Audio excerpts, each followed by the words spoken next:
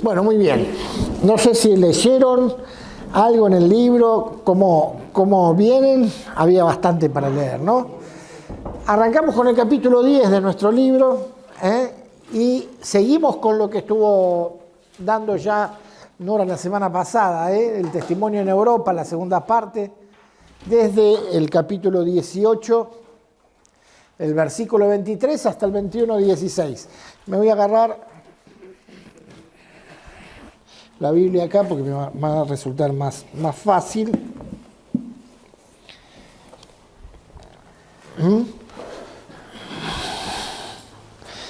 Y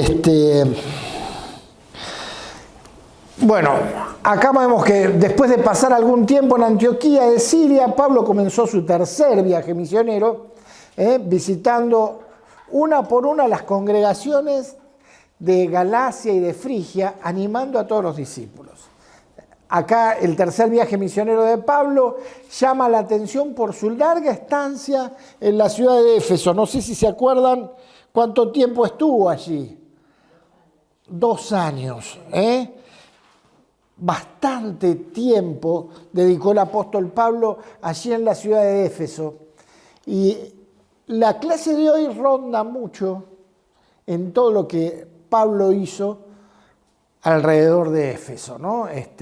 Y en torno a Éfeso. La religión pagana de la ciudad estaba basada en la adoración a la diosa Diana, también llamada Artemisa. Ahora, hay un personaje que nosotros conocemos y escuchamos, que es Apolos, que también entra en escena un poco en estos capítulos de Hechos, ¿no? Pero me sacaron a Hechos de la Biblia acá. Estoy buscando y no lo encuentro. Caramba. Muy bien. No, ahí está. Dice, Apolos pertenecía a una familia judía de Alejandría. En el libro está muy bueno porque nos brinda muchos datos históricos. En algunos casos también hay mucho de la imaginación, me parece, ¿no? Hay cosas que no tenemos un fundamento para decir, que se pueden suponer que son así, pero no lo podemos tomar como algo estricto. Pero hay cosas que tienen en base a la historia que se pueden saber, ¿no? Apolos pertenecía a una familia judía de Alejandría en Egipto. Su comprensión del cristianismo era diferente de la que se predicó en Pentecostés. Y es que el único bautismo que Apolos conocía era el que instruyó Juan el Bautista, es decir, un bautismo de arrepentimiento.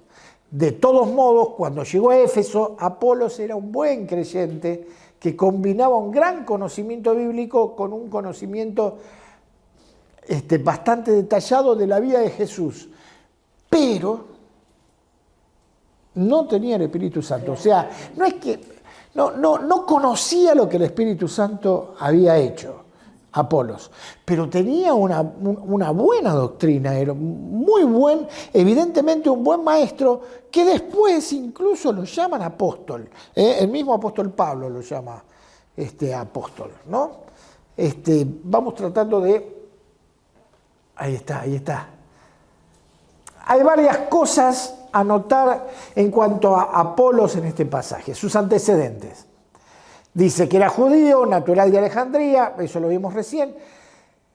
Allí los judíos estaban muy helenizados. ¿Se acuerdan lo que era un judío helenizado, no? Cultura griega. De cultura griega, perfecto. Es decir, influidos por esta cultura. Es en esta ciudad que 2 siglos y medio antes se había producido la versión griega del Antiguo Testamento conocida como la Septuaginta. Su capacidad se ve ahí en el versículo 24 y 25. Era un varón ilustrado, elocuente, dice la Reina Valera, que contaba con el talento de hablar o escribir para deleitar y persuadir. Era un varón convincente en el uso de las Escrituras y el conocimiento que tenía de la Biblia era importante. Era instruido en el camino del Señor, y cuando se refiere al camino del Señor está hablando del cristianismo y que hablaba con gran fervor. Y se me va el coso. Su denuedo. En el verso 26, vamos a leerlo, el 18-26, y comenzando a hablar con denuedo en la sinagoga, pero cuando le oyeron Priscila y Aquila, le tomaron aparte y le expusieron más exactamente el camino de Dios. Él hablaba con denuedo, lo hacía valientemente, con entusiasmo y convicción, y que demuestra que tenía interés y valor en aquello de lo que hablamos. Priscila y Aquila quedaron impactados con su predicación y enseñanza. Ellos lo llevaron a Éfeso y lo discipularon. O sea, le explicaron con mayor precisión el camino de Dios, porque sabía del arrepentimiento, pero no del espíritu regenerador. Qué buena tarea la de Priscila y Aquila. Qué buena tarea. Escuchar, bárbaro cuando escuchamos, cuando aprendemos, pero si notamos que hay alguien que está, había algo que faltaba, y lo tomaron y le enseñaron, y a ver, hacer esto con gracia, con inteligencia, con sabiduría, no es una tarea sencilla. A alguien que conoce, a alguien que fue instruido, a alguien que tiene un conocimiento, que venga otro que no conoces y te diga, che, mirá, no estás siendo exacto. Habla bien de Priscila y Aquila y habla bien de Apolos, de recibir esa enseñanza de alguien que por ahí podría ser menor, tal vez. Habla de humildad, ¿no? y de estar atento a lo que es bueno enseñar, ¿no es cierto? Su ministerio cristiano fue múltiple, se destacó como misionero, pasó por Acaya, posiblemente por Atenas, pero terminó en Corinto. Allí se destacó como pastor y en esa ciudad fue de gran bendición para la iglesia. Se destacó como apologista. Hablamos del apologista en la clase de Biblia. ¿Saben lo que es el apologista? ¿Recuerdan los que fueron a la clase de Biblia? Aquel que defiende la escritura o defiende la convicción que tiene, ¿no? Y se destacó también como evangelista. Su ministerio debe haber sido muy fructífero. Pablo habla de él en términos muy positivos y lo llama apóstol en 1 Corintios 4:9 y 16:12. Y para nosotros, ¿qué podemos aprender de estos versos? Vamos a leer el 18, del 24 al 28.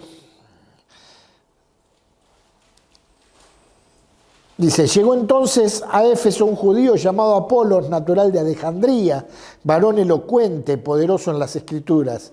Este había sido instruido en el camino del Señor y siendo de espíritu fervoroso, hablaba y enseñaba diligentemente lo concerniente al Señor, aunque solamente conocía el bautismo de Juan.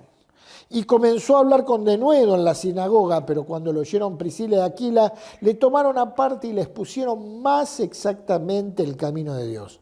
Y queriendo pasar a Acaya, los hermanos le animaron y escribieron a los discípulos que le recibiesen, y llegado él allá fue de gran provecho a los que por gracia habían creído, porque con gran vehemencia refutaba públicamente a los judíos, demostrando por las Escrituras que Jesús era el Cristo.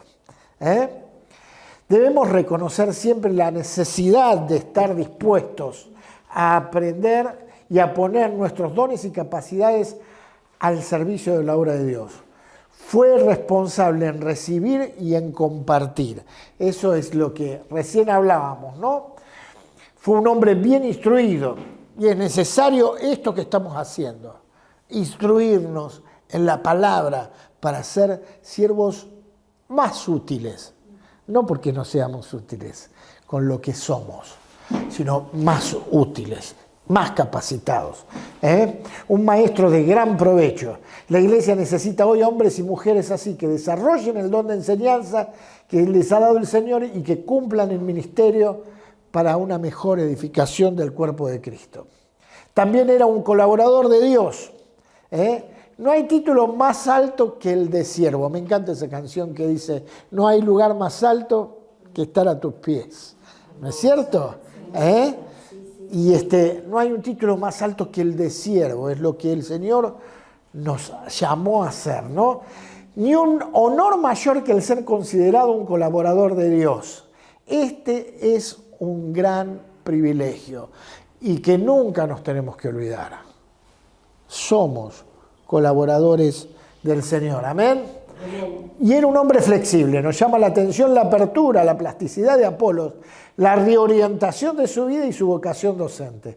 Nuestras vidas en manos de Dios pueden ser instrumentos poderosos para la reorientación de otras vidas y su crecimiento en los caminos del Señor. Qué lindo, esto nos alienta, constantemente. Pablo en Éfeso. Bueno, acá les puse un mapa. Acá podemos ver la ciudad de Éfeso. Y vemos parte de cómo el apóstol se manejó en este tercer viaje misionero. Por ahí vamos a ir volviendo al lugar. Bueno, acá ven Éfeso, pero acá está Antioquía de Siria, que es de donde salió el apóstol en todos sus viajes misioneros. Y acá tenemos Jerusalén, la iglesia primitiva. De Alejandría, bueno conocer que está allí abajo, en la parte de África. Alejandría Era uno de los que después se perdió, como era el eje más importante, ¿no es cierto? Estaba la parte esta de Estambul, la parte de acá, de esta parte de Alejandría, y la otra era Roma, ¿no? Esas claro. Alejandría está en África, pero no se ve acá la ciudad, no está marcada. Pero después en el tiempo fueron los lugares, fue cambiando, ¿no es cierto? Constantinopla, fueron cambiando de lugar, pero eran los ejes de todo lo que era la doctrina cristiana, ¿no? Los distintos encuentros de los cristianos del momento que hacían una revisión de la teología frente a la defensa, ¿no es cierto? Como decíamos, ¿no? La apología de lo que creían y algunas enseñanzas que estaban ajenas a la palabra. Claro. ¿Este no es ese puntito que queda abajo? Porque está así. La C, ¿cuál? ¿decís vos? Ahí. Esa que está ahí. ¿La C? Esa. Tal vez sea En Constantinopla. una de las Biblias debe estar No, porque yo lo vi. La C sería Constantinopla. Constantinopla. Alejandría. Sí, ¿En? Más o sí, menos. más o menos Turquía. después del río Nilo, o sea, de la desembocadura del río Nilo, está Acá por está. acá. Es el Mar Rojo. No, el río Nilo debe estar más Acá, lejos. el río Nilo por acá debe estar, sí, o es esa C, puede ser, pero por ahí está. Sí, yo me fui muy acá. No la marcó, no estaba marcada acá en el mapa. Yo la verdad no sé dónde está. Cuando ustedes ven la historia del cristianismo, esos son los tres ejes donde se movían, ¿no? Alejandría no es una ciudad que haya tenido dentro de los libros canónicos un impacto demasiado grande, pero los deuterocanónicos sí. Sí. Macabeos, la revuelta, Claro. en realidad la época en donde los Ptolomeos venían de Alejandría y venían del norte sobre Israel. Claro. Entonces, y por otro lado el cristianismo hace pie en África, y Alejandría era un pueblo no solamente de cristianismo, sino era una ciudad culturalmente hablando, casi compitiendo con Roma o Constantinopla, con Atenas, porque fue una capital o una ciudad muy importante del Imperio griego.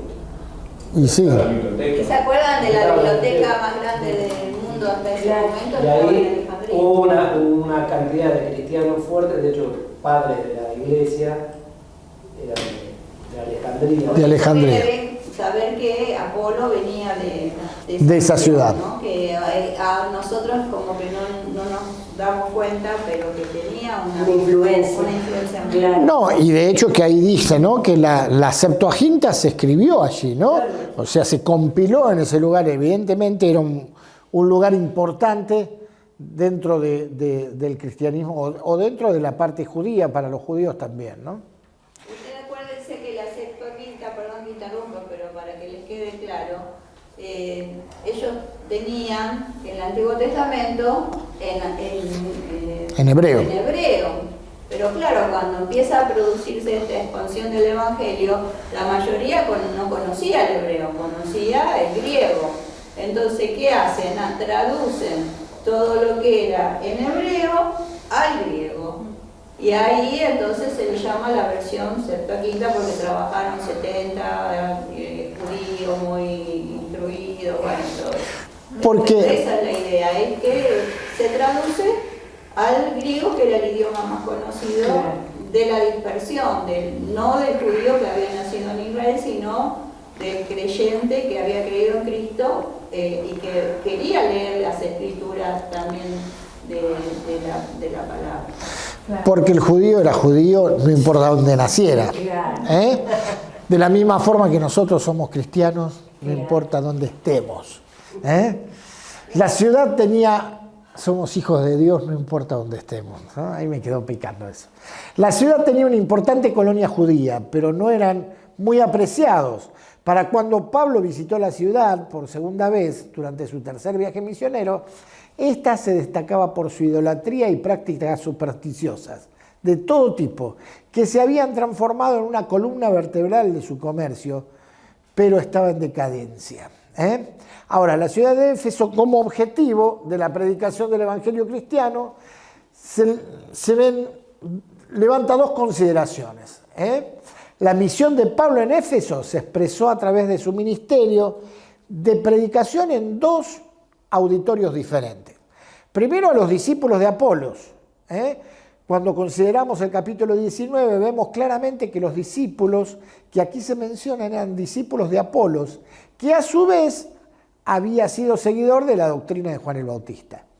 Era necesario que estos pasaran a ser discípulos de Jesús, o sea, aquellos que todavía no conocían lo que el Espíritu Santo había hecho. Y necesitaban ser bautizados en el nombre de Jesús. Y después pasó a los estudiantes de la escuela Tirano. ¿Se acuerda que el apóstol Pablo empezó primero en la sinagoga y después llegó un momento que empezó a tener tanta contra que se fue a otro lugar, a la escuela de Tirano?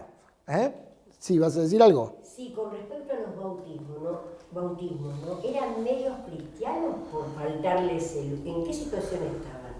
No, el bautismo, al igual que hoy, es una identificación. Pero hay dos. Pero porque uno era a identificarse con el arrepentimiento, Claro, y el otro era identificarse con Cristo. Pero por ejemplo a Apolos, en esta situación en la que él estaba, porque hubo también otros tantos que llegaron con esta situación. Lo que pasa es que antes de la venida del Espíritu Santo se predicaba el bautismo de Juan para arrepentimiento. Claro. Pero cuando el Espíritu Santo viene sobre las personas, ya el bautismo pasa a ser en nombre del Padre, del Hijo y del Espíritu Santo, y es un bautismo de no de arrepentimiento, sino de demostración de que vos sos un seguidor de Cristo. De confesarse públicamente. Sí, vamos de vuelta. Y esa es la idea. Apolos era un judío helenizado, o sea, culturalmente diferente a los de Jerusalén. Se había quedado con el hecho de decir lo que dijo Juan. Y hay un quiebre, digamos, en la información. Él no es que no sabía de Jesús, pero no manejaba con la misma velocidad que por ahí nosotros y con el mismo acceso a la información. Entonces, ¿qué pasaba? Lo del bautismo, ¿quién se lo dijo? Jesús. A los que estaban en la última cena, lo empiezan a practicar, lo empieza a hacer Felipe, pero ¿qué pasaba? Ellos decían, pero ya tenemos un bautismo, no le llegó esto de primera mano, y queda en ese bache. Pero no es que no eran cristianos o eran medio cristianos, eran cristianos, pero todavía no habían entendido eso porque se habían quedado con lo anterior a la Le faltaba definición. información. Sí. Tal cual, no tenían la información como tenemos ahora, ¿no es cierto? Claro. Y vos pensás que no todos los judíos conocían, los que estaban dispersos, conocían lo que había pasado con el Espíritu Santo. Esto es lo que estaban predicando ahora. ¿no? A los judíos, por eso iba a los judíos primero Pablo, ¿no? Porque tenían que hacerle conocer esto, que el Espíritu Santo había venido, que la persona de Jesús en el Espíritu Santo había venido como Mesías para darle otro estilo de vida. Y después ir a los gentiles, que esto es lo que hizo a los estudiantes de la escuela Tirano. Durante 3 meses pudo hablar con libertad en la sinagoga, pero una vez que se endurecieron y hablaron mal de la fe y de la manera de ser y vivir de los cristianos, que eran los del camino en ese tiempo, Pablo se apartó de ellos y se trasladó para continuar con su predicación en la escuela de cierto tirano, que no es tirano porque sea malo, ni el tirano como lo conocemos, sino porque así se llamaba, pero que no tenemos más noticias, no sabemos mucho de él. El testimonio de Pablo en Éfeso estuvo acompañado por milagros y manifestaciones extraordinarias del poder de Dios. Dice, del verso 11 al 22, vemos esto que pasaba, ¿no? Dios hacía milagros extraordinarios por medio de Pablo. Él solo era un instrumento, el agente era Dios mismo. El medio de estos milagros fueron los pañuelos y delantales de Pablo. Lucas se encarga de resaltar que era Dios quien hacía los milagros de la misma manera que hoy. De la misma forma que hoy entre nosotros, cuando vemos que hay un milagro, cuando Dios pone su mano, siempre sabemos que es Él. Para nosotros, 3 cuestiones y 3 realidades. Acá notamos, durante el tiempo que Pablo estuvo en Éfeso, se involucró en serios debates o discusión en torno a 3 cuestiones y se ocupó de llevar 3 ministerios. Estas cuestiones son la cuestión de la recepción del Espíritu Santo. Esto que decíamos, que los judíos no conocían lo que el Espíritu Santo estaba haciendo. Al llegar a Pablo encontró algunos discípulos y estas personas no eran cristianas porque no eran seguidores de Jesús, sino seguidores de las enseñanzas de Juan. No es posible ser creyente si no se ha recibido el Espíritu Santo. ¿Cuándo recibís el Espíritu Santo? Hoy. Cuando aceptas al Señor. Tal cual. Cuando aceptás al Señor, cuando le pedís al Señor que entre en tu vida, que cambie tu vida, el Espíritu Santo viene a morar. Pero los judíos no sabían esto. Y de hecho es que muchos judíos no lo saben hoy todavía.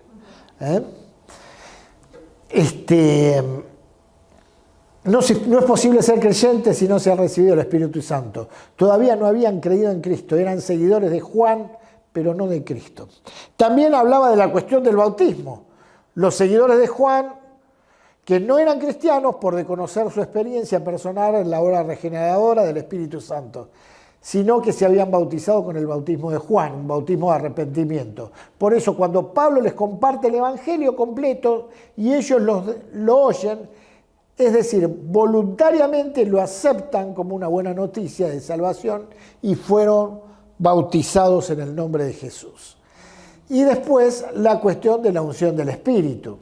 Una cosa es tener el Espíritu Santo morando en nuestro espíritu o ser interior, ser creyente, y otra cosa es diferente que el Espíritu Santo nos tenga a nosotros controlando de manera soberana nuestro ser.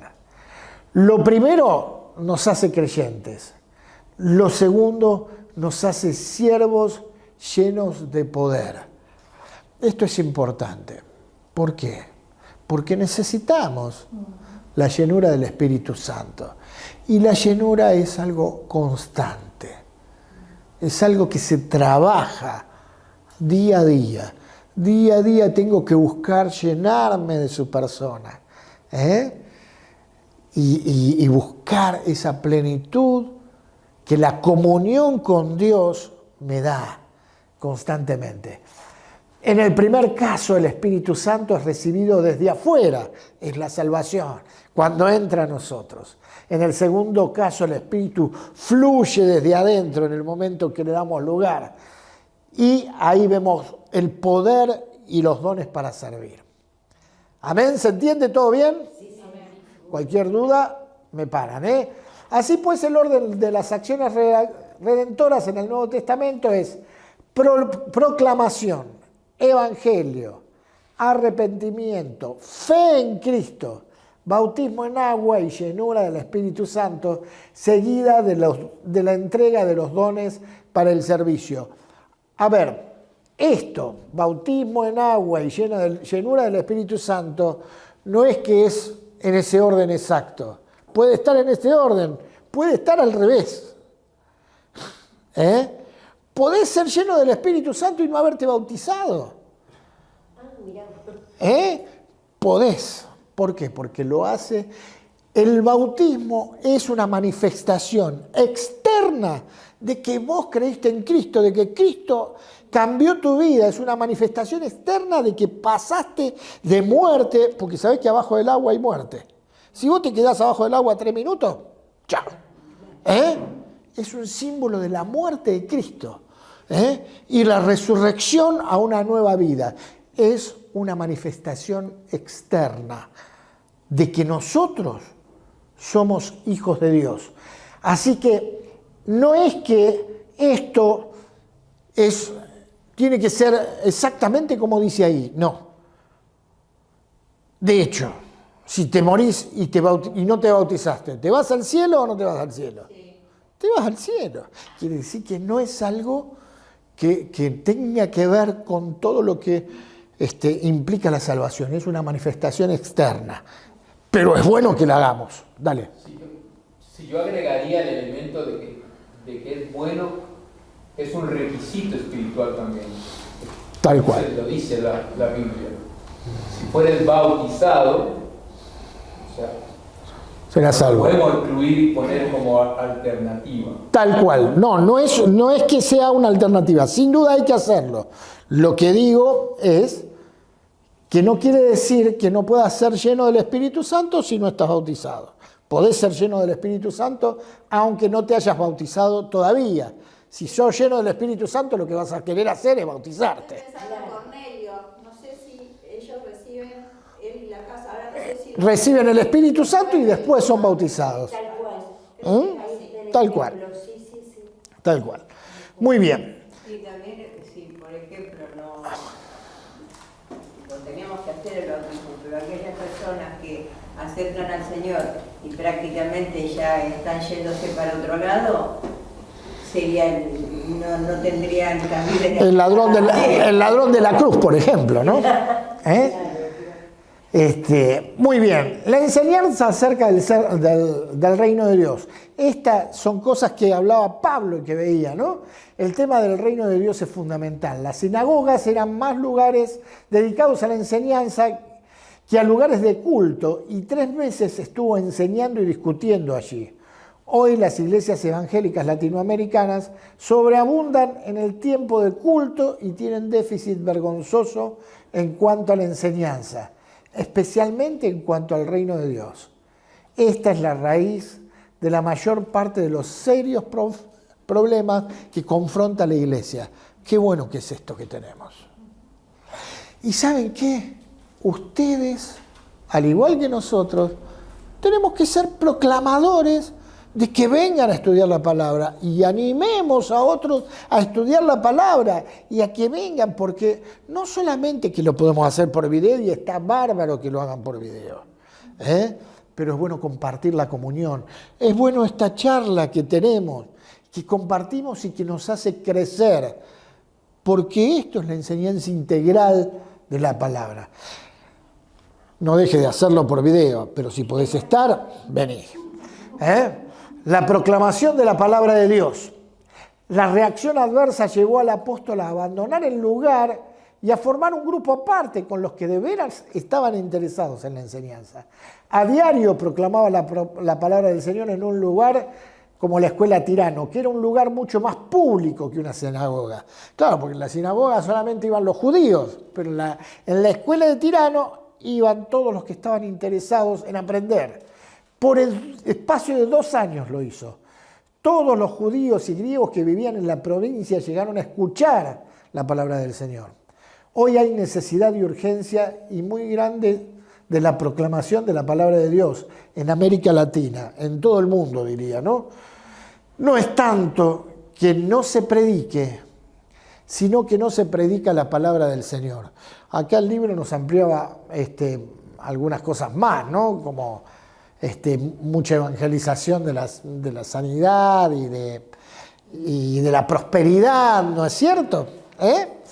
Pero debemos predicar la palabra de Dios, ¿sí? Y la realización de los milagros, no era que Pablo quien hacía los milagros extraordinarios, sino Dios, por medio de Pablo. Los resultados de este ministerio sobrenatural y poderoso fueron también extraordinarios.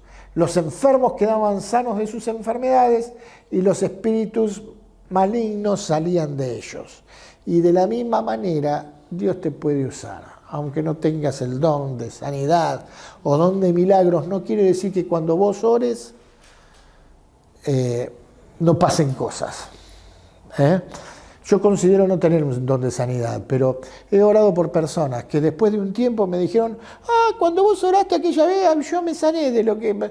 Y yo digo, ¿qué pasó? Porque Dios te usa. Dios te usa cuando orás. Tal cual. Dios te usa. Pablo supo cumplir el ministerio en Éfeso prestando atención debida a cada uno de estos enfoques en el momento oportuno y así obtuvo los mejores resultados. Y bueno, después viene el disturbio en Éfeso. No lo vamos a leer, pero ¿se acuerdan qué es lo que pasó? Se encontraron algunos, se encontraron que la gente se empezaba a convertir al Evangelio y empezaba a tirar los ídolos a los caños. En contra de sus propios intereses. Y entonces Se rearmó. los plateros armaron el lío, se les venía abajo el negocio. Y entonces Pablo no solo ganó seguidores, sino que amenazó seriamente el negocio religioso montado en relación a Diana y su templo. Hoy veíamos, y Nora nos mostraba, que en la actualidad del templo de Diana queda solamente una columna. No queda nada. Pero el testimonio cristiano sigue estando.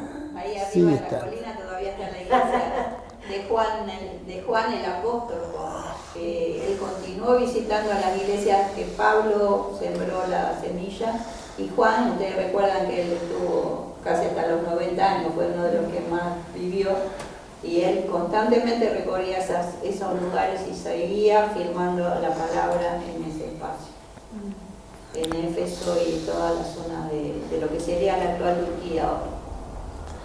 Qué bárbaro, ¿no? Aún así hoy hay poca actividad cristiana, ¿no? Pero en lo que se ve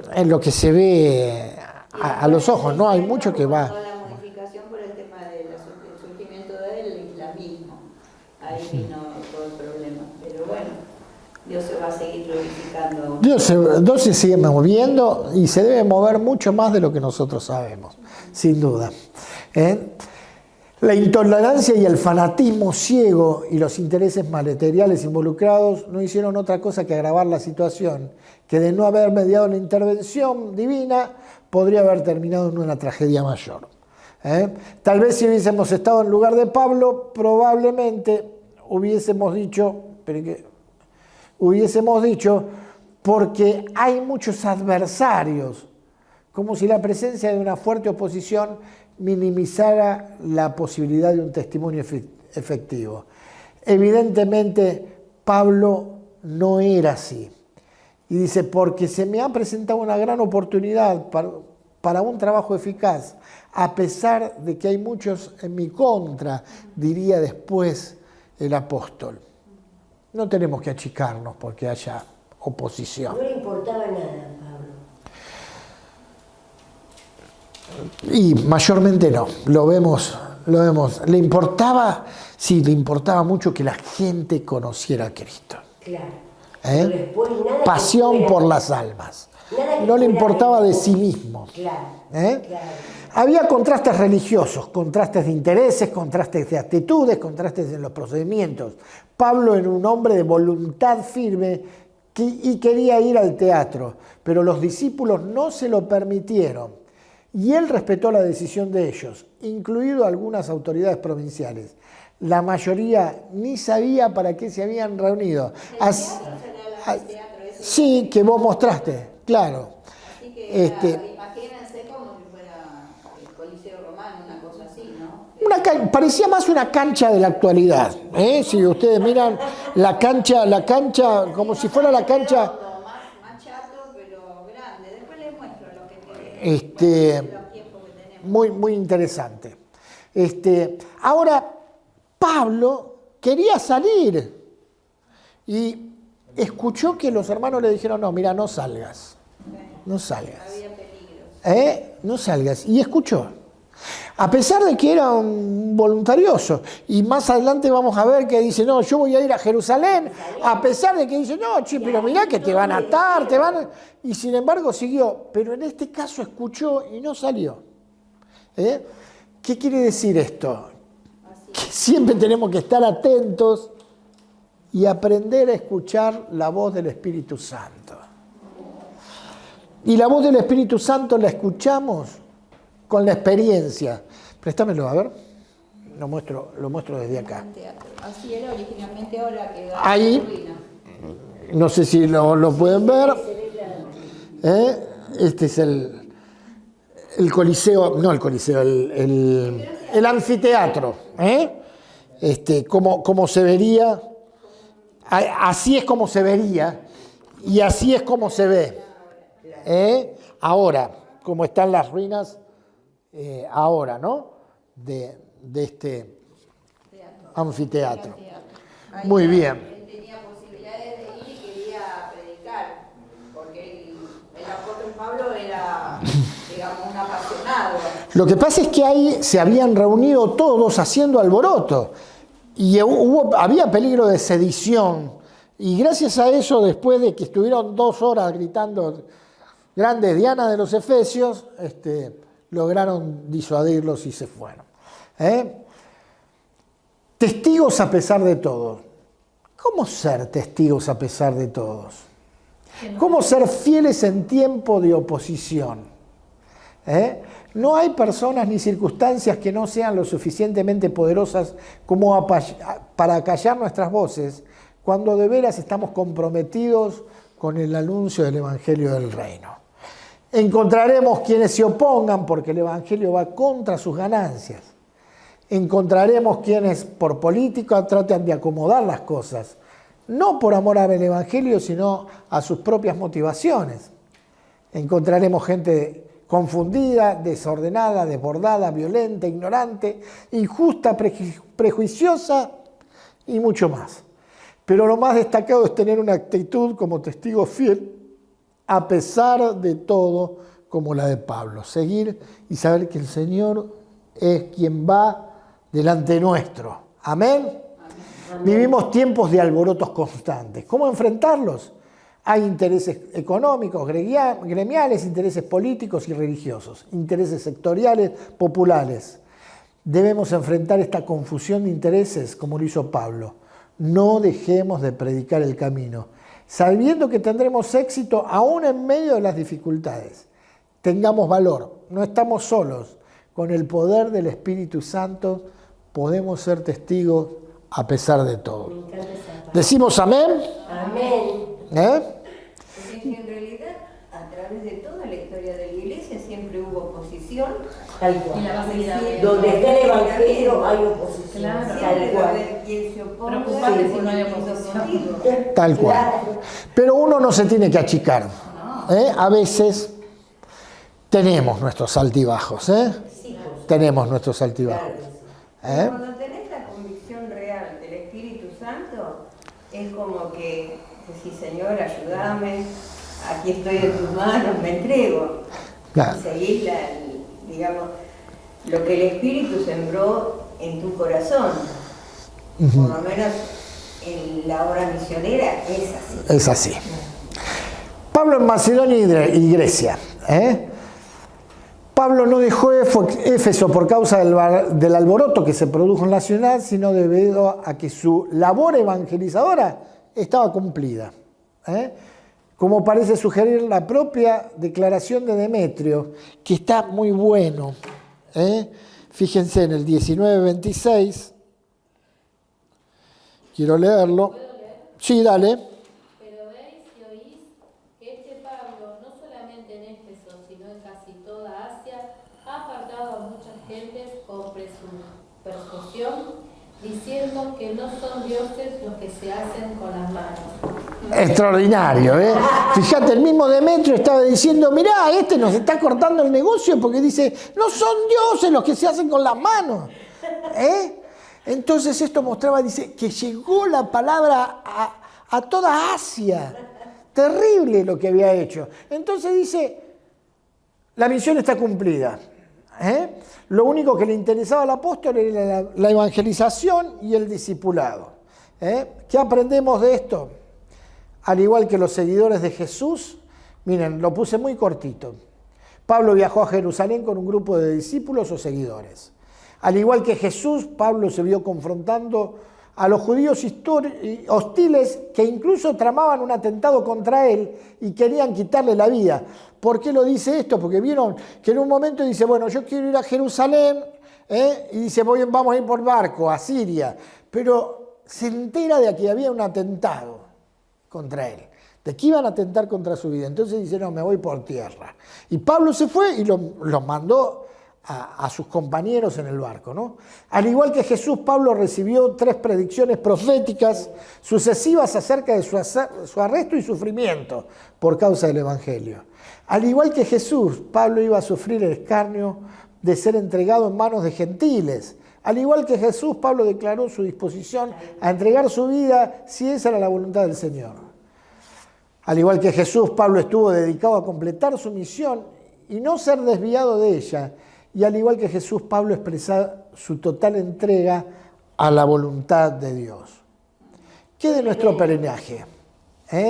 Por nuestra vida. ¿Estamos dispuestos, como Pablo, a seguir a Jesús? Fue tremendo. En ese momento donde leemos, donde Pablo dice que él pensaba también la posibilidad de que muriera o que pasara lo que fuera, pero él tenía ese convencimiento tan claro.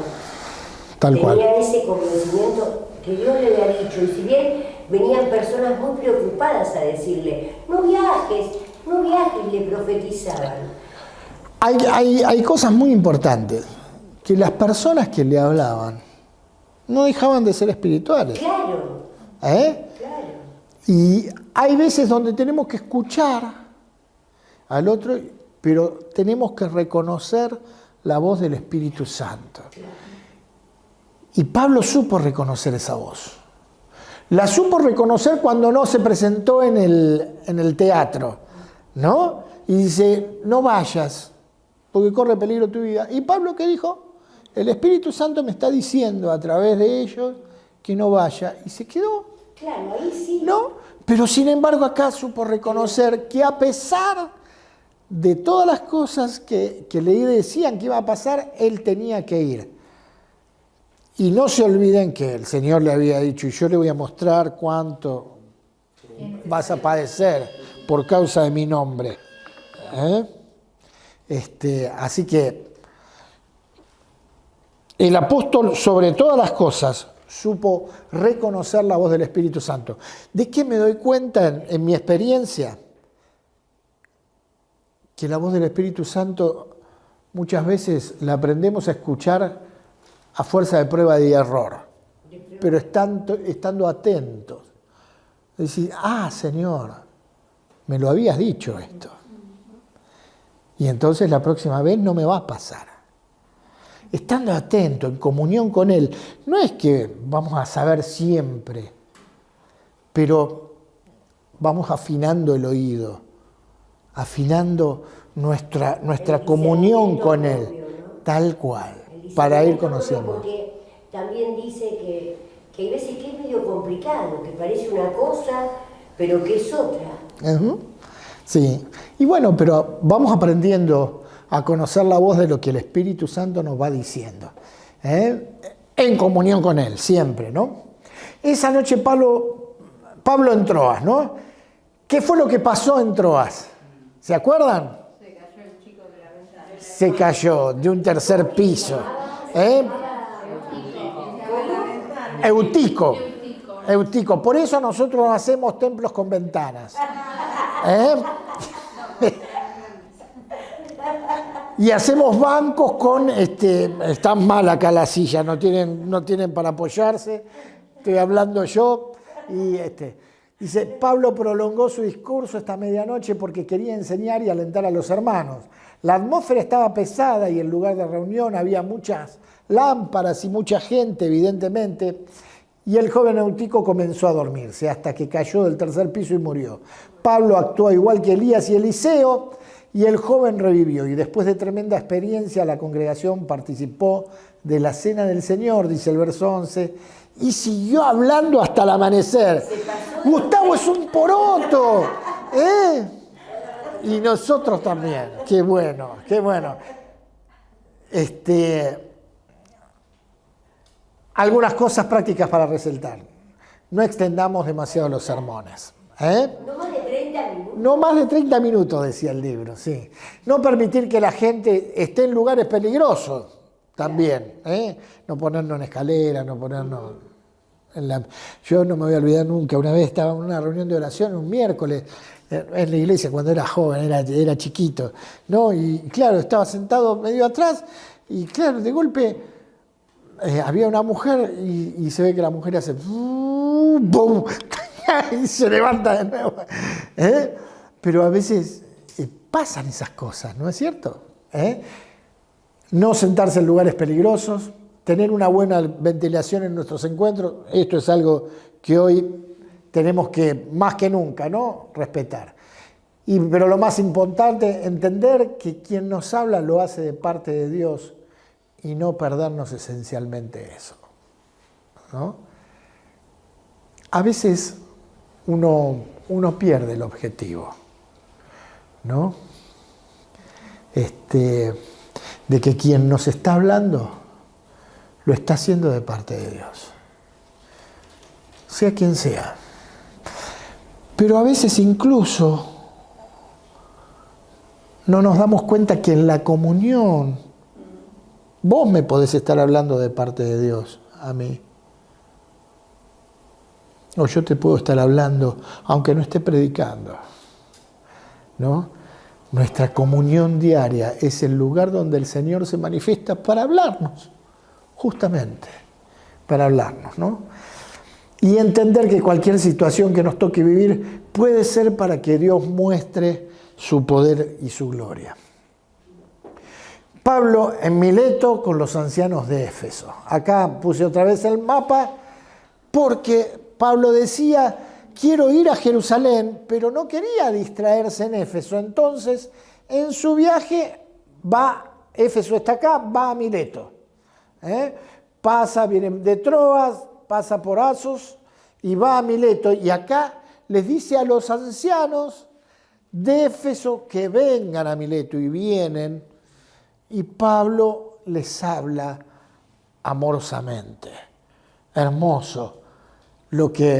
Todo lo que Pablo les expresa y cómo oran, es un encuentro lleno de emotividad, lleno de amor, lleno de una pasión por Cristo y por las personas. Es algo hermoso. Y si tienen la lectura pública de la Biblia, por supuesto, escúchenlo ahí y se te caen las medias, ¿no? Le dolía de gran manera la palabra que Pablo dijo de que no habían de ver más su rostro y le acompañaron al navío. ¿Saben? Tremendo. Les voy a contar una experiencia personal. Nosotros con Marcela estuvimos 7 años sirviendo, misionando en una iglesia en Maquinista Sabio, una iglesia muy pobre. Marcela se ocupaba de los niños. Yo iba a buscar en mi auto a los niños para la escuela dominical. Teníamos una escuela dominical con 90 chicos.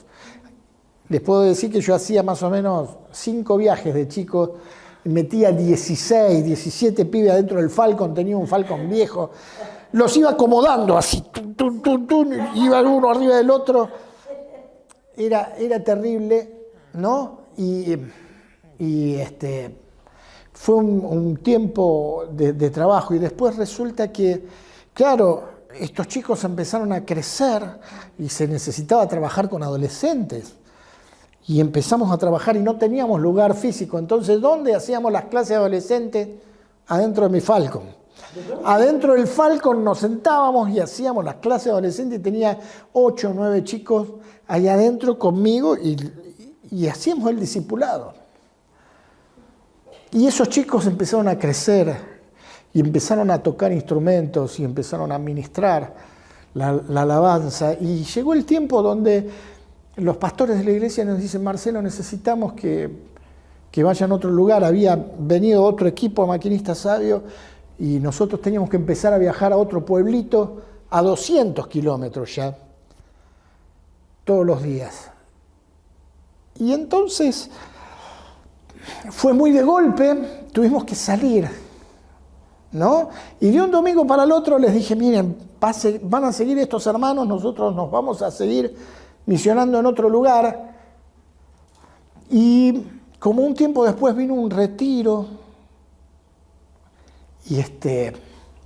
y vinieron todos esos chicos a orar por mí. Fue algo que quedó grabado en mi corazón, porque hoy siguen a Cristo. Hoy siguen a Cristo, ¿no? En su mayoría. Con altibajos, con problemas, pero hoy siguen a Cristo, ¿no? Y pero la oración de Pablo en la playa fue igual que aquella. No estábamos en la playa, no eran ancianos, eran adolescentes, ¿no? Pero es lo que uno siembra cuando va dejando lo que Cristo hace a través tuyo. Amén. Amén. Bueno, Pablo pasa de largo por Éfeso y llama a los líderes, ¿no? Es importante que los siervos del Señor no solo sepan cuál es el camino que tienen que andar, sino que lo transiten con premura y buena disposición. Vamos a anotar los planes de Pablo, que fue un plan elaborado. Él planificó la obra, tenía metas a desarrollar. Cuando la planificación se lleva a cabo bajo la dirección del Espíritu, esto es una expresión de sumisión al señorío de Cristo y de gran sabiduría y madurez espiritual. Enfatiza un montón en esto de que no a la improvisación. Es importante planificar Pero en Cristo. mucho realmente, donde dice que él todo el tiempo era un plan elaborado, ¿no? Como que no era una idea... Buscado en Cristo constantemente. Claro. Ahora, él tenía prisa, quería llegar lo antes posible a Jerusalén. Él nos dice que quiere llegar antes de la fiesta. Me sale Pentecostés, pero no era Pentecostés. Bueno, ahora no me sale. No, 50 días después de la Pascua. Sí, era Pentecostés, antes de Pentecostés. Ahí está. Y había una ofrenda ahí. Y él llevaba una ofrenda. Y el propósito era entregar la ofrenda que habían levantado los santos para la necesidad. Es bueno tener un buen propósito que nos anima y tener a la meta que tenemos que alcanzar. Ahí vemos el discurso de Pablo a los hermanos. Fue un rico en temas teológicos, prácticos, morales, espirituales y devocionales. Y en todo el discurso se nombran las lágrimas. He servido al Señor con humildad y con lágrimas. No los he dejado amonestar con lágrimas a cada uno en particular. Y dice que todos lloraban inconsolablemente mientras lo abrazaban y lo besaban. Esto nos habla de empatía en el ministerio. ¿Ministerio de las lágrimas? No, ministerio no es las lágrimas es una manifestación justamente de la empatía, de esto de esta comunión que logramos tener entre maestro y discípulo, entre hermanos, entre pastor y la iglesia, habla de la empatía, de que logramos tener una comunión entre hermanos. De eso hablan las lágrimas. De que no es que llorás por desesperación, no es que llorás porque no vas a tener más enseñanza, no, llorás porque vas a extrañar, pero a la vez sabés que vas a crecer. No llorar con los que lloran. Tal cual. Para nosotros, un modelo adecuado de ministerio, consideramos el ministerio pasado. Pablo afirma su autoridad ante los ancianos, fue un ejemplo de conducta, fue un ejemplo de servicio, fue un ejemplo de dedicación y fue un ejemplo de testimonio. No, voy más rápido porque tenemos que avanzar. El ministerio presente, Pablo estaba resuelto a continuar el camino a Jerusalén, porque entendía que el Espíritu, que testificaba a su Espíritu, que esta era la voluntad de Dios. Esto lo venimos afirmando, ¿no? Esta convicción espiritual es la que nos permite movernos en una determinada dirección sin saber bien lo que podemos esperar. Si Dios, acuérdense lo que dice Hebreos 11.1, ¿no? Que la fe es certeza de lo que se espera, aunque no lo veamos. Si Dios anticipa que va a haber problemas, seguramente lo sabrá, pero esto significa que Él va a estar con nosotros. Era un ministerio caracterizado por el valor y el propósito de dar el mensaje del Evangelio. Y el ministerio futuro, Pablo consideraba que su misión en Éfeso estaba cumplida y se sentía libre de toda responsabilidad moral, espiritual por ellos, y anticipa nuevas responsabilidades ministeriales a los ancianos, que debían preocuparse, sobrever, ejercer disciplina, alimentar espiritualmente, cuidarlos de peligros externos e internos y velar en oración por ellos. Pablo hacía una tarea integral, no solamente predicaba, formaba siervos, nombró ancianos en cada iglesia. Y el ministerio de siempre, Pablo habla de un legado extraordinario. Pablo encomienda a los hermanos a Dios, los encomendó a Dios y a la palabra de Dios, al mensaje de su gracia. Y bueno, ahí vemos la despedida, donde Pablo se arrodilla con todos ellos y ora. Sí. ¿Cómo es un ministerio pastoral ideal? Pastor no es solamente el que tiene el título, ¿no?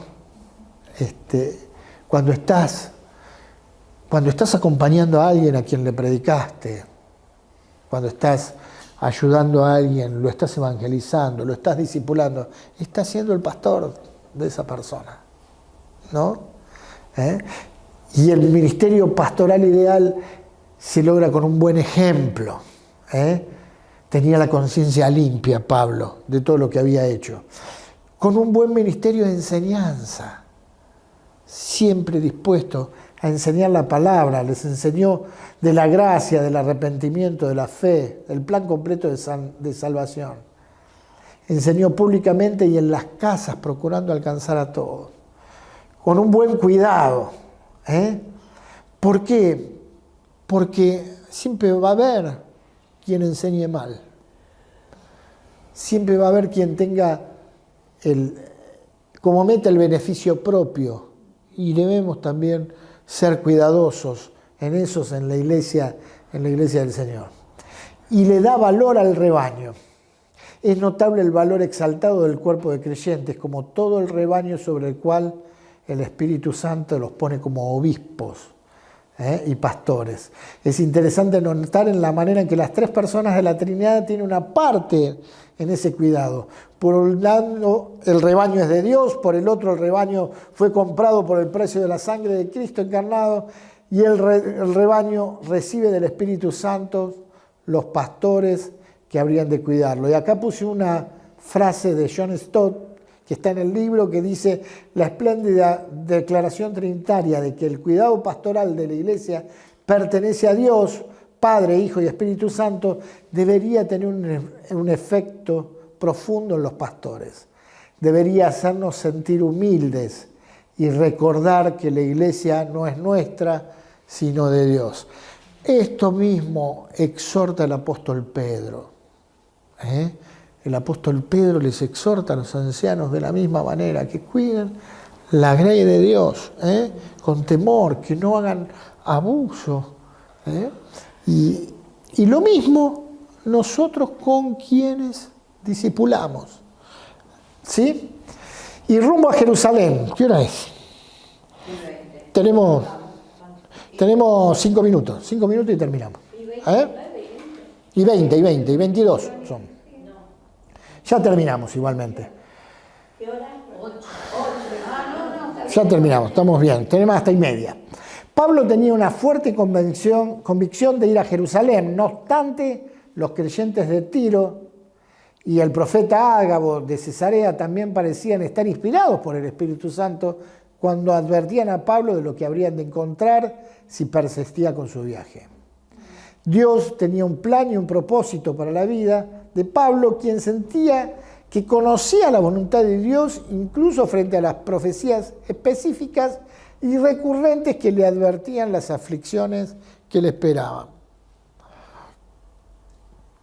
Hay que estar atentos, otra vez les digo, a la voz del Señor y conocerla. A veces el Señor te dice, mira, vas a sufrir dificultades, pero no por eso te tenés que correr. Y eso te puede pasar en el trabajo, te puede pasar en la iglesia, te puede pasar en la escuela, te puede pasar con los vecinos, te puede pasar. Hay que aprender a escuchar la voz del Señor siempre. A veces puede que nos equivoquemos, pero si nos ponemos en comunión con Él y le decimos, Señor, quiero entender y escuchar tu voz, la vas a escuchar.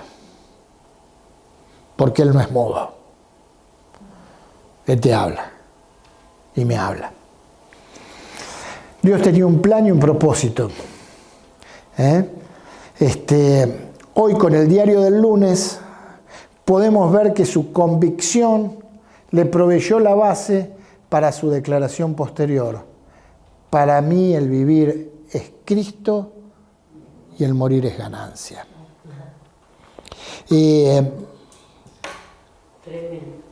No hay mucho más para decir, ¿no? Claro. Ese era pero, el discípulo de mi papá. Qué lindo. Y sin duda tiene que ser el nuestro, ¿no? Que nuestro vivir sea Cristo, que nuestro vivir sea mostrarle al Señor, a los demás, cuánto nos amó el Señor y cuánto hay de bueno en lo que Él tiene preparado para nosotros, ¿no? Y para todo el que le conozca. Así que a eso es a lo que tenemos que animar. ¿Amén? ¿Les parece si oramos? Señor, gracias por poder compartir tu palabra una vez más, por poder estar juntos y ver lo que vos tenés para nosotros, lo que vos nos vas hablando al corazón a cada uno de nosotros. Señor, queremos ponernos en tus manos. Queremos aprender cada día más a escuchar tu voz, a buscarte en la palabra, a buscarte en la comunión con los hermanos y a entenderte y a obedecerte. Señor, somos tuyos. Más que nada somos tuyos, porque nos compraste al precio de la sangre de tu Hijo. Y somos valiosos para vos, muy valiosos. Y también sabemos, Señor, que somos útiles, porque estamos en tus manos. Señor, ayúdanos a servirte cada vez más y mejor, y a conocer más y más al precioso Espíritu Santo, tu regalo para nosotros, que habita en nosotros. Te amamos, Señor, en el nombre de Cristo Jesús oramos. Amén. Amén. Amén.